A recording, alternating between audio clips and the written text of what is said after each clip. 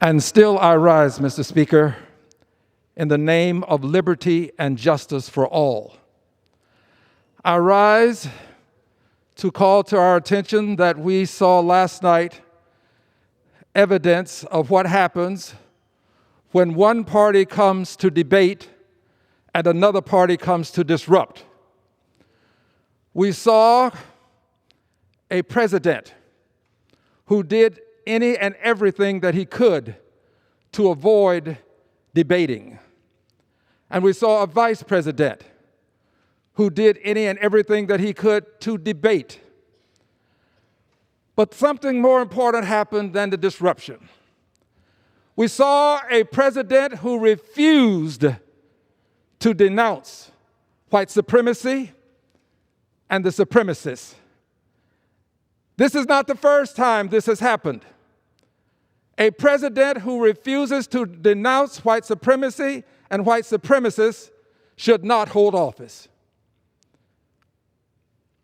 Mr. Speaker, I was proud of the vice president.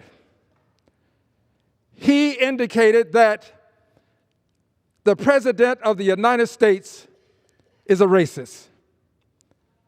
Some things bear repeating.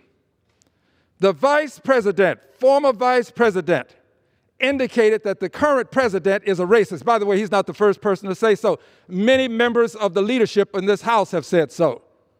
Other prominent Americans have said so.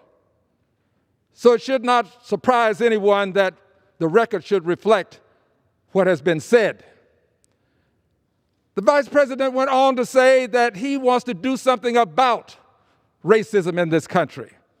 That if elected, he will convene a meeting of persons, prominent persons, law enforcement, and others, to do something about racism, and I'm going to add systemic racism. I believe that the vice president's heart is in the right place. But I also know that convening is not enough. Mr. Vice President, whom I happen to like very much, convening is not enough. It is time for us to turn the talking points associated with racism into action items. And we've done much of that here on the Hill. But there's one thing that we need to do that we have not done in this country that goes back to 1619. And that is, we have not reconciled. We have not reconciled the differences that we have, the racial differences. And it's time for reconciliation.